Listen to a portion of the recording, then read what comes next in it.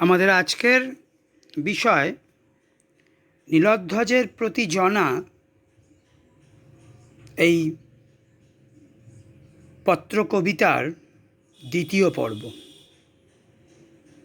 আমরা প্রথম দিন আলোচনা করেছি নীলধ্বজের প্রতি জনা পত্রকাব্যের তার প্রেক্ষাপট, বীরাঙ্গনা কাব্যগ্রন্থ তার বৈশিষ্ট্য, পত্রকাব্যের বৈশিষ্ট্য, নীলধ্বজের প্রতি জনা এই পত্রকাব্যের গড়ে ওঠার আগের কাহিনী এবং কোন প্রেক্ষিতে মাহেশ্বরীপুরীর রাজ্ঞী জনা তার স্বামী তথা মাহেশ্বরীপুরীর রাজা নীলধ্বজ রায়কে পত্র প্রেরণ করছেন। তার মূল কারণ ছিল মাহেশ্বরীপুরীর যুবরাজ প্রবীরের হত্যা। যুবরাজ প্রবীরের এই হত্যা অর্জুনের দ্বারা, অর্জুনের নিক্ষিপ্ত বাণের মাধ্যমে সংঘটিত হয়েছিল। কিন্তু যখন জনা দেখলেন পুত্রের হত্যার প্রতিশোধ গ্রহণ না করে রাজা নীলধ্বজ, পিতা নীলধ্বজ পুত্র হত্যাকারী অর্জুনকেই নরনারায়ণ জ্ঞানে সেবা করছেন, তাকে অতিথির আসনে বসিয়েছেন, নৃত্য গীতের আয়োজন করেছেন, তখন জনার মধ্যে দেখা দিল ক্ষোভ, লজ্জা, ঘৃণা, ক্ষাত্রতেজে জনা অগ্নিস্ফুলিঙ্গের ন্যায় ক্রুদ্ধ হয়ে চিঠি লিখলেন স্বামী নীলধ্বজকে। জনার মনে হলো স্বামী নীলধ্বজকে তিনি যে গঞ্জনা দিচ্ছেন যুদ্ধক্ষেত্রে অবতীর্ণ না হওয়ার জন্য, সব বৃথা। তার কারণ নীলধ্বজের চোখে, অনুভবে অর্জুন নরনারায়ণ। স্বাধীনচেতা জনা তখন প্রচলিত, সর্বজন স্বীকৃত পাণ্ডবদের সেই দেবত্ব কেন্দ্রিক মতবাদকে আক্রমণ করলেন। একে একে কুন্তীর, দ্রৌপদীর চরিত্র, এমনকি মহাভারত প্রণেতা ব্যাসদেবের কলঙ্ক গাথা জনার লেখনী থেকে উদ্গৃহীত হলো। অর্জুনের বীরত্বের মূলে যে ছলনা, ষড়যন্ত্র, তা উঠে এলো জনার লেখনীতে। আমরা আগের দিন দেখেছি অর্জুনের সেই জন্মের বৃত্তান্ত উল্লেখ করে জনা স্বামী নীলধ্বজ রায়কে তিনি বলেছেন যে যার জন্মের মধ্যেই রয়েছে এক শৈরিনীর পদক্ষেপ, সেক্ষেত্রে অর্জুন কি করে নরনারায়ণ হতে পারে? দেবতার আসনে বসানোর কি যুক্তি থাকতে পারে? তার কারণ অর্জুনের জন্ম তার পিতা পাণ্ডুর ঔরসে নয়, ইন্দ্রের সহায়তায়। তারপরে তিনি কি বলছেন? নরনারায়ণ পার্থ, কুলোটা যে নারী বেশ্যা, গর্ভে তার কি হে জনমিলা আসি ঋষিকেশ। তাহলে পার্থকে নরনারায়ণ বলার কি যুক্তি আছে? তার কারণ পার্থ বা অর্জুন কার গর্ভে জন্মগ্রহণ করেছেন? এক কুলটা নারী, চরিত্রহীন এক নারীর গর্ভে জন্মগ্রহণ করেছেন। কেন তাকে চরিত্রহীন বলা হচ্ছে কুন্তিকে? আমরা আগের দিন উল্লেখ করেছিলাম, সেই কিমিন্দম মুনির অভিশাপে পাণ্ডু তিনি সন্তান জন্মদানে অক্ষম ছিলেন, তাই দুর্বাসার বরে ভোজবালা কুন্তি তিনি সন্তানের জন্মদান করেন। ধর্মরাজের পুত্র হিসাবে তিনি জন্মদান করেন যুধিষ্ঠিরকে। আবার পবনদেবের পুত্ররূপে জন্মদান করেন ভীমকে, এবং ইন্দ্রের কাছ থেকে তিনি লাভ করেন অর্জুনকে। আবার কুমারী অবস্থায় তার গর্ভে সূর্যের ঔরসে কর্ণের জন্ম হয়। এই দিকটির কথা উল্লেখ করে, ইঙ্গিত করে জনা কুন্তির চরিত্রের সেই চরিত্রহীনা দিকটিকে উল্লেখ করতে চেয়েছেন। তাকে বারাঙ্গনা, তাকে কুলটা অভিধায় ভূষিত করেছেন। তাহলে সেই বেশ্যা কুলটার গর্ভে যে জন্মগ্রহণ করল, অর্থাৎ অর্জুন, যার পিতৃ পরিচয়ের ঠিক নেই, পাণ্ডু যার পিতা নয়, পিতা থাকতেও অপর এক পুরুষের ঔরসে তার জন্ম, তাহলে সে কি কখনো ঋষিকেশ হতে পারে? অর্থাৎ সে কি কখনো বিষ্ণু বা কৃষ্ণ রূপে পূজিত হতে পারেন? কোন শাস্ত্রে, কোন বেদে লেখে, কি পুরাণে এ কাহিনী? তাহলে কোন শাস্ত্র, কোন বেদ, কোন পুরাণে লেখা আছে যে অর্জুন নরনারায়ণ, অর্জুন ঋষিকেশ? তুমি যে অর্জুনকে নরনারায়ণ রূপে পুজো করছো। দ্বৈপায়ন ঋষি পাণ্ডব কীর্তন গান গায়েন সতত। দ্বৈপায়ন ঋষি পাণ্ডব কীর্তন গান গায়েন সতত। দ্বৈপায়ন ঋষি তিনি পাণ্ডবদের গুণগান করছেন, সব সময় গুণগান করেন। এই দ্বৈপায়নকে, দ্বৈপায়ন ঋষি বলতে এখানে আসলে ব্যাসদেবের কথা উল্লেখ করা হয়েছে। তাকে কেন দ্বৈপায়ন ঋষি বলা হচ্ছে? তার কারণ ব্যাসদেব জন্মগ্রহণ করেছিলেন যমুনার দ্বীপে, তাই তার নাম দ্বৈপায়ন।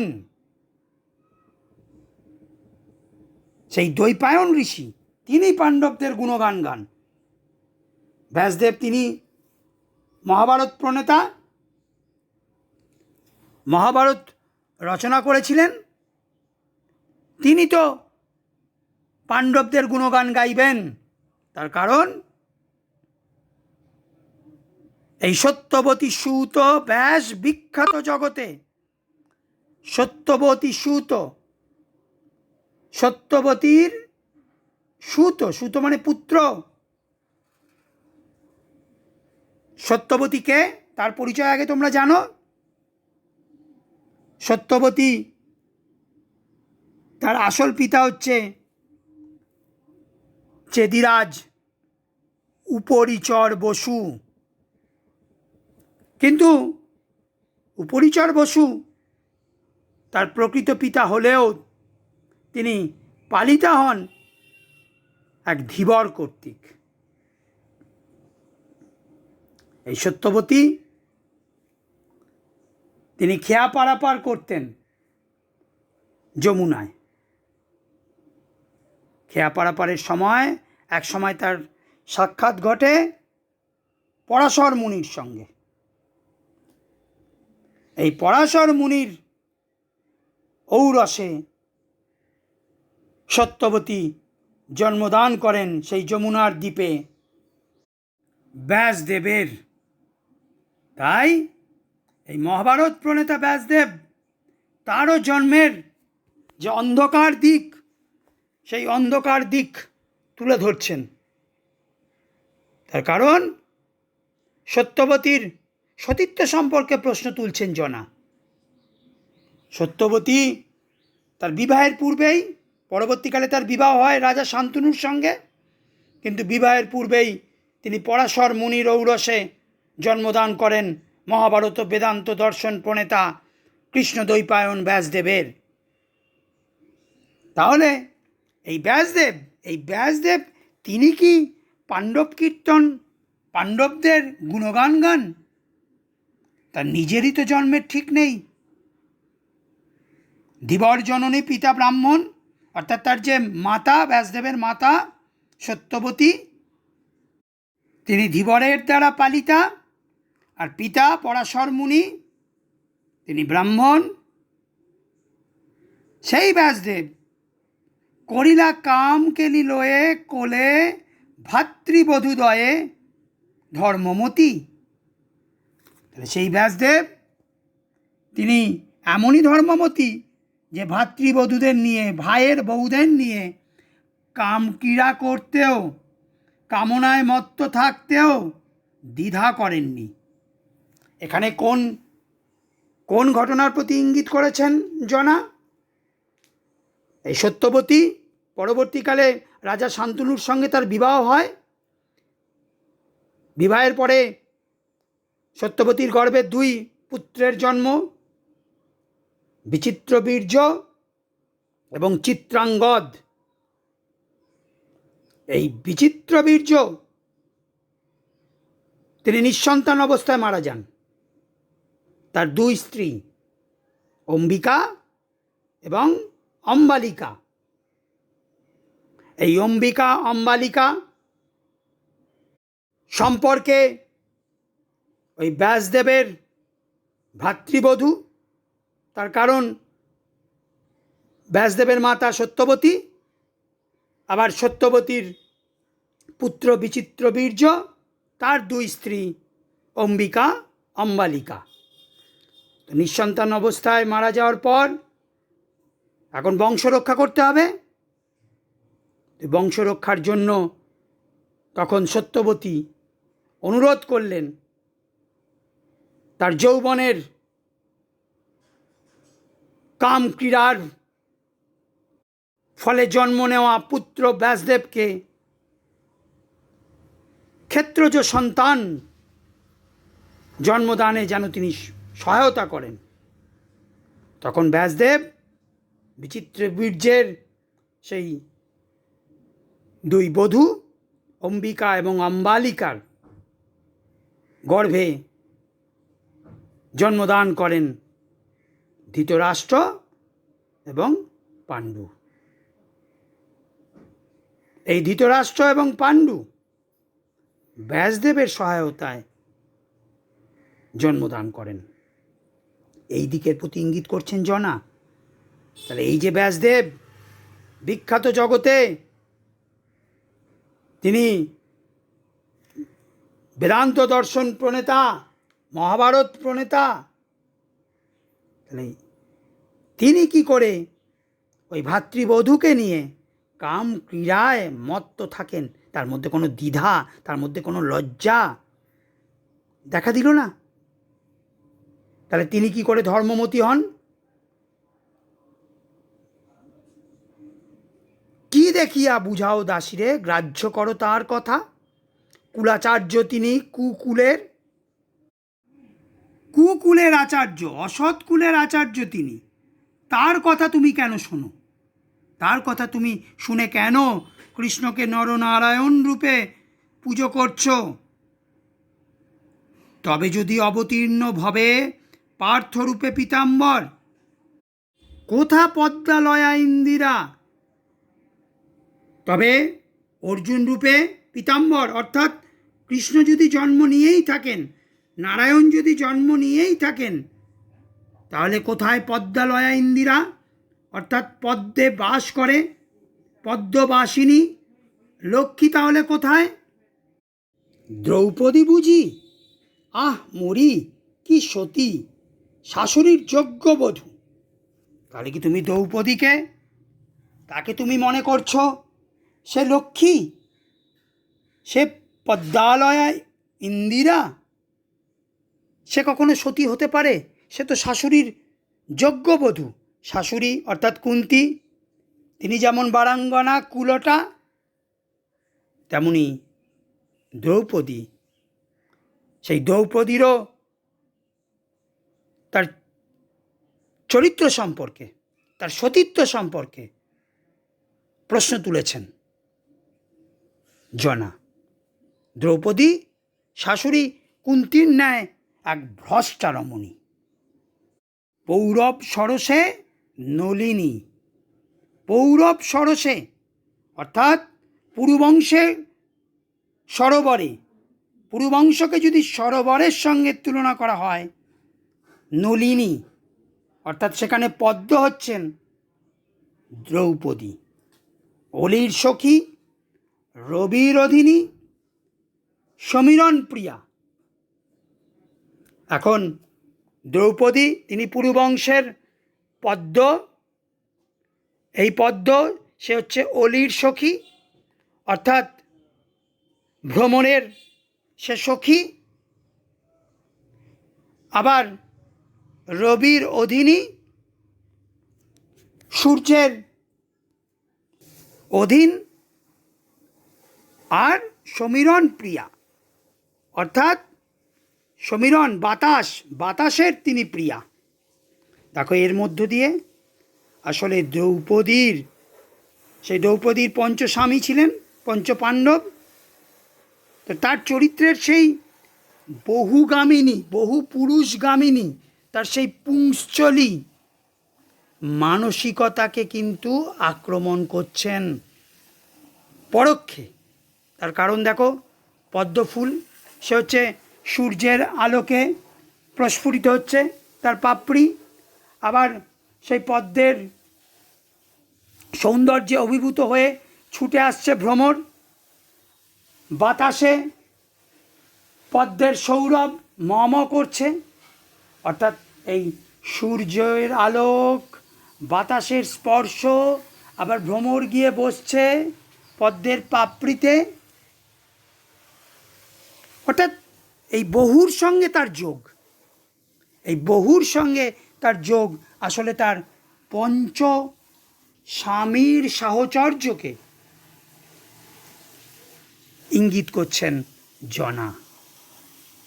শাশুড়ি যেমন তেমনি তার বধূ, পুরুবংশের দিঘিতে পদ্ম, সে ভ্রমরের সখী, সূর্যের অনুগতা, বায়ুর প্রিয়তমা, অর্থাৎ 5 স্বামী নিয়ে সে ঘর করছে। সেই সতী, সে কখনো পদ্মালয়া ইন্দিরা লক্ষ্মী হতে পারে? ধিক, হাসি আসে মুখে। হেন দুঃখে ভাবি যদি পাঞ্চালীর কথা, মুখে হাসি আসে, এমন দুঃখেও পুত্রকে হারিয়ে এত দুঃখে কাতর আমি, এত শোকার্ত, তবু আমার হাসি আসছে যদি দ্রৌপদীর কথা মনে পড়ে। লোকমাতা লক্ষ্মী কি কখনো এই ভ্রষ্ট মহিলা হতে পারে? ভাবি যদি পাঞ্চালীর কথা, লোকমাতা রমা কি হে এ ভ্রষ্টা রমণী? তাহলে এই পাঞ্চালীর কথা যখন ভাবি, অর্থাৎ পাঞ্চালী দ্রৌপদী, পাঞ্চাল রাজ দ্রুপদ কন্যা দ্রৌপদী, তার সতীত্বকেও প্রশ্নবাণে বিদ্ধ করেছেন জনা। তার দৃষ্টিতে দ্রৌপদী শাশুড়ি কুন্তীর ন্যায় এক ভ্রষ্টা রমণী। কেননা তিনি একই সঙ্গে পঞ্চপাণ্ডবের সহধর্মিণী। সুতরাং দ্রৌপদীও পুংসলী বহু পুরুষগামিনী। তাই জনা নির্দ্বিধায় বলেছেন ভ্রষ্টা রমণী তিনি। জানি আমি কহে লোক রথিকুলপতি পার্থ, জানি মহাভারতের শ্রেষ্ঠ বীর রূপে পূজিত হন রথিকুলের যোদ্ধাদের মধ্যে শ্রেষ্ঠ পার্থ অর্জুন। কিন্তু দেখো, মিথ্যা কথা নাথ এ স্বামী, কিন্তু এটিও একটি মিথ্যা। বিবেচনা করো, সূক্ষ্ম বিবেচক তুমি বিখ্যাত জগতে।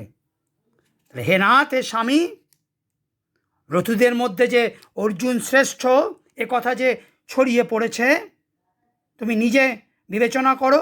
তুমি পৃথিবী খ্যাত সুবিবেচক, তোমার সেই জ্ঞান আছে, বুদ্ধি আছে।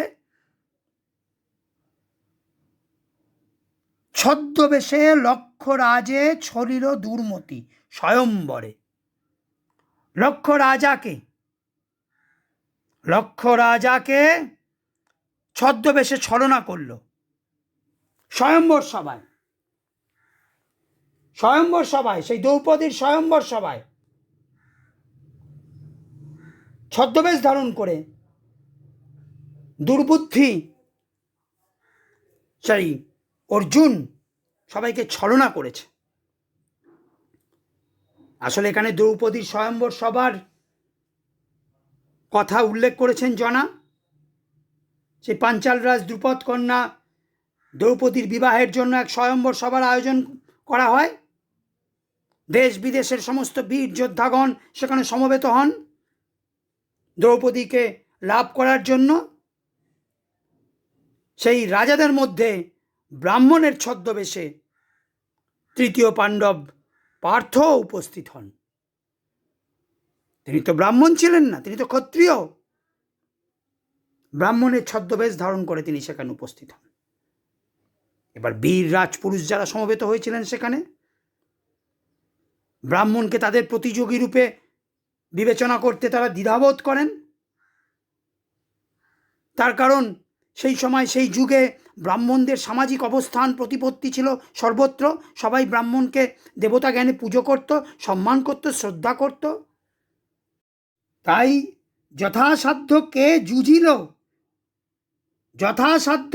যুঝিল, অর্থাৎ সেই ব্রাহ্মণ ভেবে কোন ক্ষত্রবীর সেই যুদ্ধে যথাসাধ্য লড়াই করল। যথাসাধ্য লড়াই করেনি ব্রাহ্মণ ভেবে, তাকে সম্মান দেখিয়ে। যথাসাধ্য কে যুঝিল কহ ব্রাহ্মণ ভাবিয়া তারে, কোন ক্ষত্ররথী সে সংগ্রামে। তাহলে সেই ব্রাহ্মণ ভেবে সেই স্বয়ম্বর সভায় উপস্থিত হয়ে সেই দুর্মতি অর্জুন যথাসাধ্য কেউ লড়াই করেনি সেই ব্রাহ্মণের সঙ্গে। তার ফলে জিতে গেল অর্জুন, কোনো রকম কঠিন প্রতিযোগিতার মুখোমুখি না হয়ে। রাজদলেতেই সে জিতিল, দহিল খাণ্ডব দুষ্ট কৃষ্ণের সহায়ে। তাহলে এইভাবে সে জিতে গেল। আবার দহিল খাণ্ডব অর্থাৎ খাণ্ডব বনকে যে দহন করল, সেই খাণ্ডব বন দহনের জন্য তার কৃতিত্বের কথা যে বারে বারে উচ্চারিত হয়, সেই খাণ্ডব বন দহনের সঙ্গে দুষ্ট কৃষ্ণের সহায়ে, অর্থাৎ কৃষ্ণের সহায়তা, তার সাহায্যে, কৃষ্ণের সাহায্যেই খাণ্ডব বন দহন করল ওই দুষ্ট অর্জুন। খাণ্ডব হচ্ছে যমুনার তীরবর্তী এক বন। খাণ্ডব বন দেবরাজ ইন্দ্রের প্রিয় বন। এই খাণ্ডব সুবিশাল বনভূমি। কথিত আছে শ্বেতকী নামে এক রাজা তিনি নিরন্তর যজ্ঞ করতেন। যজ্ঞ লেগেই থাকতো তার। সেই রাজার এক মহাযজ্ঞে অগ্নিদেব 12 বছর ঘৃত পান করেছিলেন। অর্থাৎ 12 বছর ধরে সেই যজ্ঞ চলেছিল। আর যজ্ঞে তো তোমরা জানো ঘি লাগে, সেই আগুনে ঘি প্রদান করা হয়েছিল 12 বছর, টানা 12 বছর। টানা 12 বছর সেই ঘি পান করে ক্ষুধামান্দ রোগের শিকার হলেন অগ্নিদেব। ক্ষুধামান্দ অর্থাৎ অরুচি দেখা দিল খাদ্যে। ব্রহ্মার কাছে উপস্থিত হলেন অগ্নিদেব প্রতিকারের উপায়। ব্রহ্মা তিনি প্রতিকারের উপায় বললেন যে খাণ্ডব বন দহন করে, দগ্ধ করে, পুড়িয়ে সেই বনের যে প্রাণী, সেই প্রাণীদের মেদ ভক্ষণ করতে হবে, তাহলেই তার ক্ষুধামান্দ রোগ দূর হবে। অগ্নিদেব নিজে 7 বার চেষ্টা করলেন খাণ্ডব বন দহন করতে, দগ্ধ করতে, কিন্তু ব্যর্থ হলেন। তার কারণ দেবরাজ ইন্দ্র প্রতিবারই সেই আগুন নিভিয়ে দিল। তখন ব্রহ্মার পরামর্শ অনুযায়ী অর্জুন ও কৃষ্ণের সাহায্য প্রার্থী হলেন অগ্নিদেব। এবার উভয়ে খাণ্ডব বন দহন করতে রাজি হলেন। অগ্নিদেব তখন বরুণদেবকে স্মরণ করলেন। বরুণদেব উপস্থিত হয়ে অর্জুনকে দিলেন চন্দ্র প্রদত্ত গান্ডীব ধনু, 2 অক্ষয় তুনীর, কপিধ্বজ রথ, আর কৃষ্ণকে দিলেন চক্র আর কৌমুদিনী নামক এক গদা। এরপর কৃষ্ণ অর্জুন তাদের সহায়তায় অগ্নি 15 দিন ধরে খাণ্ডব বন দগ্ধ করেন এবং প্রাণীগণের মাংস রুধির ভক্ষণ করে তার ক্ষুধামান্দ রোগ দূর করেন। এখন জনা এই প্রসঙ্গের অবতারণা করে একদিকে তিনি যেমন ওই অর্জুনের বীরত্ব খ্যাতির অন্তরালে দৈব সহায়তার দিকটি প্রকাশ করেছেন, অর্থাৎ অর্জুন নিজে খাণ্ডব বন দহন করেননি, তাতে ছিল হচ্ছে দেবতাদের সহায়তা, কৃষ্ণের সহায়তা। আবার এই খাণ্ডব বন দহনের মাধ্যমে সেই নিরীহ প্রাণীকুল তাদের যে হত্যা করে নির্বিচারে, হত্যার মধ্য দিয়ে অর্জুনের তার যে অক্ষত্রিয় সুলভ যে মানসিকতা, যে আচরণ, নৃশংসতা, তাকে তিনি প্রকাশ করেছেন। সুতরাং খাণ্ডব বন দহনের মধ্য দিয়েও অর্জুনের সেই বীরত্ব প্রশ্নের মুখোমুখি হয়েছে। শিখণ্ডীর সহকারে কুরুক্ষেত্র রণে পৌরব গৌরব ভীষ্ম বৃদ্ধ পিতামহে সংহারিলা মহাপাপী। এবার দেখো যে ভীষ্মকে, যে পিতামহ ভীষ্মকে যে সংহার করলেন, বধ করলেন, এই সংহার বা বধ করার মধ্যে অর্জুনের কিন্তু কোনো রকম কৃতিত্ব নয়। অর্জুনের সেই কৃতিত্ব নেই। এখানে শিখণ্ডীকে সামনে দাঁড় করিয়ে কুরুক্ষেত্রের যুদ্ধে পুরুবংশের গৌরব ভীষ্মকে, বৃদ্ধ পিতামহকে ওই মহাপাপী অর্জুন হত্যা করেছেন। এখন তোমরা এই শিখণ্ডী এবং ভীষ্ম এই দুটি চরিত্র সম্পর্কে তোমাদের কিছুটা জানা উচিত। শিখণ্ডী, তিনি আমরা জানি মহাভারতে এক নপুংসক পৌরাণিক চরিত্র তিনি। এখন পূর্বজন্মে তিনি ছিলেন অম্বা। এই অম্বা তিনি শাল্য রাজাকে পতিরূপে বরণ করার ইচ্ছা পোষণ করতেন। আর ভীষ্ম ছিলেন শান্তনুর ঔরসে, মহারাজা শান্তনু তার ঔরসে গঙ্গার গর্ভে জন্মগ্রহণ করেছিলেন। এখন সত্যবতীর সঙ্গে যখন শান্তনুর বিবাহ হয়, তখন ভীষ্ম তিনি এক ভীষণ প্রতিজ্ঞা করেন। সেই ভীষণ প্রতিজ্ঞা কি ছিল? যে তিনি কখনোই রাজ সিংহাসন দাবি করবেন না এবং আমরণ ব্রহ্মচর্য গ্রহণ করবেন। এই দুই ভীষণ প্রতিজ্ঞা তিনি করেছিলেন বলে তার নাম হচ্ছে ভীষ্ম। এই পিতামহ ভীষ্ম কুরুক্ষেত্রের যুদ্ধে তিনি কৌরবদের পক্ষে অংশগ্রহণ করেছিলেন, যোগদান করেছিলেন। এখন এই ভীষ্ম তিনি আরও প্রতিজ্ঞা করেছিলেন যে তিনি কখনোই অশক্ত, কোনো নারী, কোনো নপুংসক তার বিরুদ্ধে অস্ত্র ধারণ করবেন না।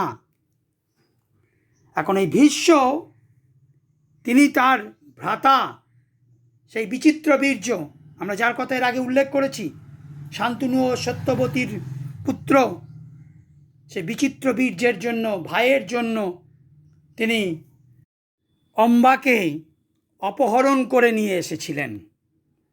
কিন্তু পরে যখন জানতে পারেন যে অম্বা আসলে শাল্য রাজাকে মন দিয়ে বসেছেন, তখন তাকে মুক্ত করেন। কিন্তু এদিকে অপহৃতা হওয়ার জন্য শাল্য রাজা অম্বাকে গ্রহণ করেন না। অম্বা তখন প্রতিশোধ পরায়ণ হয়ে ওঠেন। তিনি বিশ্বকে সমুচিত শাস্তি দিতে চান। তার ফলে তিনি মহাদেবের তপস্যা করেন। মহাদেবের তপস্যা করে তিনি এই বর লাভ করেন, পরের জন্মে তিনি ভীষ্মের মৃত্যুর কারণ হবেন, ভীষ্মবধের কারণ হবেন। পরবর্তীকালে তিনি শিখণ্ডী রূপে জন্মগ্রহণ করেন এবং দ্রোণাচার্যের কাছে শিক্ষা লাভ করেন। তো কুরুক্ষেত্রের যুদ্ধে শিখণ্ডীকে সামনে দাঁড় করিয়ে দেওয়া হয় ভীষ্মের সম্মুখে। তার কারণ ভীষ্ম তো সেই প্রতিজ্ঞা করেছিলেন যে তিনি নপুংসকের বিরুদ্ধে অস্ত্র ত্যাগ করবেন। এখন যখন তিনি ওই শিখণ্ডীর বিরুদ্ধে যুদ্ধ করতে অসম্মত হন, তখন পেছন থেকে তাকে তীরের আঘাতে জর্জরিত করেন অর্জুন। তাহলে সেই মহাপাপী, তাকে তুমি বলছো সে নরনারায়ণ, তাহলে সে কিসের বীর? দ্রোণাচার্য গুরু, কি কুছলে নরাধম বধিল তাহারে দেখো সরি। নিজের গুরু দ্রোণাচার্য, সেই দ্রোণাচার্যকে কি কুছলনায়, কি ষড়যন্ত্রে, মনে করে দেখো কিভাবে তাকে বধ করল। হে রাজা, এই দ্রোণাচার্য মহর্ষি দ্রোণের পুত্র, পাণ্ডব কৌরবদের অস্ত্রগুরু। এখন দ্রোণ নামক এক যজ্ঞের পাত্র থেকে তার জন্ম হয়েছিল বলে তার নাম হচ্ছে দ্রোণাচার্য। এই দ্রোণাচার্য তিনি যদি নিজে অস্ত্রত্যাগ না করেন, তাহলে তাকে কেউ, কোনো নর, কোনো দেবতা, কারও ক্ষমতা ছিল না তাকে পরাজিত করবে। তাই ষড়যন্ত্রের আশ্রয় নেওয়া হলো। দ্রোণাচার্য কৌরবদের পক্ষে অবলম্বন করে অভিমন্যু, দ্রুপদ, বিরাট এ সমস্ত রথীদের পরাজিত করেছেন। পাণ্ডবদের পক্ষে পরাজয় অনিবার্য যদি না দ্রোণাচার্যকে হত্যা করা হয়। কিন্তু দ্রোণাচার্য তো অজেয়, তিনি নিজে থেকে যদি না অস্ত্র ত্যাগ করেন, তাই কি করা হলো? ষড়যন্ত্রের অবলম্বন করা হলো। দ্রোণাচার্যকে তার পুত্র অশ্বত্থামা তার হত্যার সংবাদ জানালো যুধিষ্ঠির। এখন যুধিষ্ঠির তিনি কখনো মিথ্যা বলেন না, কিন্তু যুধিষ্ঠির কি বলেছিলেন? অশ্বত্থামা হত, অর্থাৎ তোমার পুত্র মারা গেছে। কিন্তু তিনি আসতে বলেছিলেন, যেটা দ্রোণাচার্য শুনতে পাননি, ইতি গজ,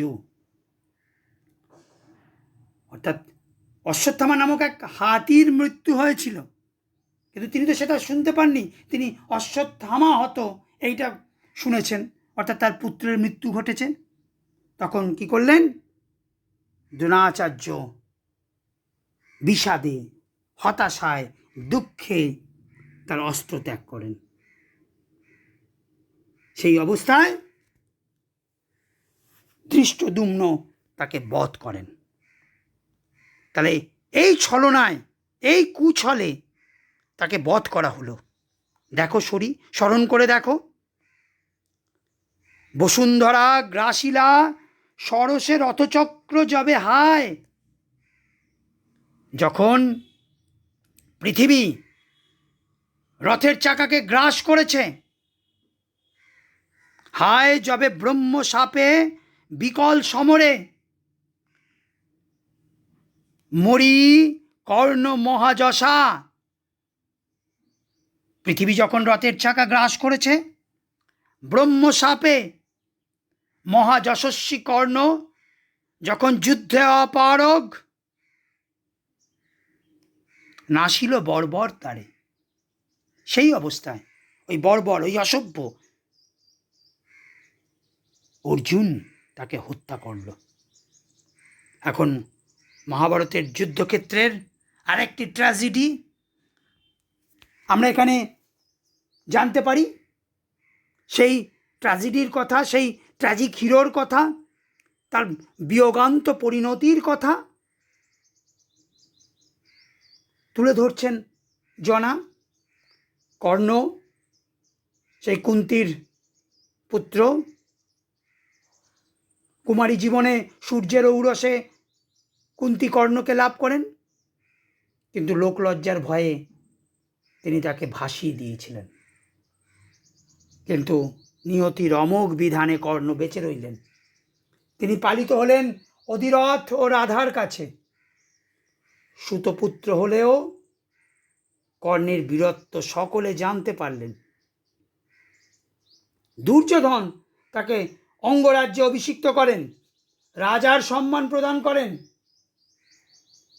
কুরুক্ষেত্র যুদ্ধে তিনি কৌরব পক্ষের শ্রেষ্ঠ সেনাপতি ছিলেন। পরশুরামের কাছ থেকে তিনি দিব্যাস্ত্র প্রয়োগের কৌশল শিখেছিলেন। কিন্তু পরশুরাম তিনি বলেছিলেন, তিনি যদি ক্ষত্রিয় হন তাহলে কিন্তু আসল সময়ে তিনি তার দিব্য অস্ত্র প্রয়োগ করতে ভুলে যাবেন। আবার অজান্তে এক ব্রাহ্মণের গোধেনু হত্যা করায় সে ব্রাহ্মণ তাকে অভিশাপ দিয়েছিলেন যে এক গুরুত্বপূর্ণ সময়ে, জীবন সংকটের সময়ে পৃথিবী তার রথচক্র গ্রাস করবে, তার রথের চাকা আটকে যাবে, মাটিতে বসে যাবে। তো কুরুক্ষেত্রের যুদ্ধের সে আসল মুহূর্তে অর্জুনের সঙ্গে তার সে ভয়ঙ্কর যুদ্ধের সময় তিনি দিব্যাস্ত্র প্রয়োগ করতে ভুলে যান। তার কারণ তিনি তো ক্ষত্রিয় ছিলেন। আর ওই ব্রাহ্মণের অভিশাপে তার রথের চাকা মাটিতে বসে যায়। তিনি প্রাণপণে রথের চাকা টেনে তোলার চেষ্টা করছেন। এমন সময় অর্জুন সেই নিরস্ত্র কর্ণকে হত্যা করছেন। অথচ এই কর্ণ তিনি কিন্তু সমস্ত ওই অর্জুন ছাড়া সকল পাণ্ডবকেই তিনি পরাজিত করেছিলেন, কিন্তু কুন্তির কাছে তিনি শপথ করায় তিনি তাদের বধ করেননি। অথচ দেখো তার কি ট্র্যাজিক মৃত্যু। কহ মোরে শুনি মহারথী প্রথা কি হে এই মহারথী? তুমি তো একজন মহারথী, তুমি তো রাজা, তা তুমি নিজেই বিচার করো। এই যে অর্জুনের তার যে বীরত্ব, যে বীরত্বের জন্য মহাভারত জুড়ে তার খ্যাতি, তাহলে এই মহারথী অর্থাৎ মহাযোদ্ধা, তাকে তো কিছু প্রথা অবলম্বন করতে হয়। মহারথী আচরণীয় প্রথাকে মেনে চলতে হয়। তা সেই প্রথাকে মেনে চলেছেন অর্জুন। যুদ্ধক্ষেত্রে সমরাস্ত্র সজ্জিত হয়ে প্রতিপক্ষের বিরুদ্ধে পৌরুষের পরীক্ষায় জয় পরাজয়ের লড়াইয়ে সামিল হতে হয় মহারথীকে। কিন্তু মহারথী তো কোনো অশক্ত, কোনো আবাল বৃদ্ধ বনিতা, কোনো নিরস্ত্র যোদ্ধা, তাকে তো আক্রমণ করে না। কোনো তো ষড়যন্ত্রের উপায় গ্রহণ করেন না। তাহলে তো সেই মহারথী কাপুরুষ। তাহলে যে অর্জুনের ক্ষাত্র শৌর্য মহাভারতে সমগ্র ভারতে সর্বজন বিদিত, সেখানে জনা প্রশ্ন তুলেছেন, অর্জুন তিনি কি আদৌ মহারথী প্রথা মেনে চলেছেন? অর্জুনের বীরত্ব, তার মহিমা, তার উপর প্রশ্নচিহ্ন তুলেছেন। দ্রৌপদী স্বয়ম্বর সভায় ব্রাহ্মণের ছদ্মবেশে তার উপস্থিত হওয়ায়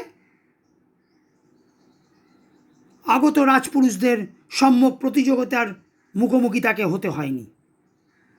খাণ্ডব দহন করেছিলেন কৃষ্ণের সহায়তায়, তাকে অস্ত্র দিয়ে সহযোগিতা করেছিলেন বরুণদেব, চন্দ্রদেব। পিতামহ ভীষ্মকেও অর্জুন পরাজিত করেছিলেন শিখণ্ডীকে সামনে রেখে। কেননা নপুংসকের বিরুদ্ধে অস্ত্র না ধরার প্রতিজ্ঞায় অটল ছিলেন ভীষ্ম।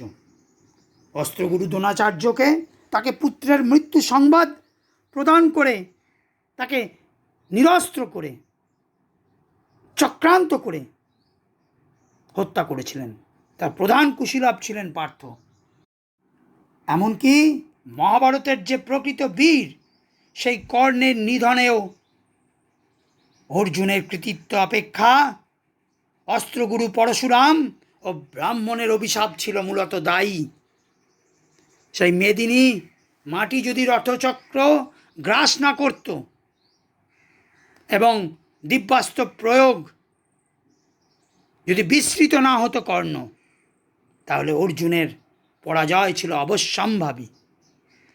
সুতরাং মহাবলী রূপে অর্জুনের যে খ্যাতি, তার মূলত আসলে দৈবী সহায়তা, কৌশল, ষড়যন্ত্র, অন্যায়। অথচ প্রকৃত যোদ্ধার বীরত্ব প্রকাশিত হয়তো রণাঙ্গনে, সম্মুখ সমরে। অর্জুন ক্ষেত্রে মহারথী প্রথা লঙ্ঘন করেছেন, কাপুরুষতার পরিচয় দিয়েছেন। বীরাঙ্গনা জনা নীলধ্বজের প্রতি, আরেক ক্ষত্রিয়ের প্রতি তাই প্রশ্ন রেখেছেন, কহ মোরে শুনি, কহ মোরে শুনি মহারথী প্রথা কি হে এই মহারথী?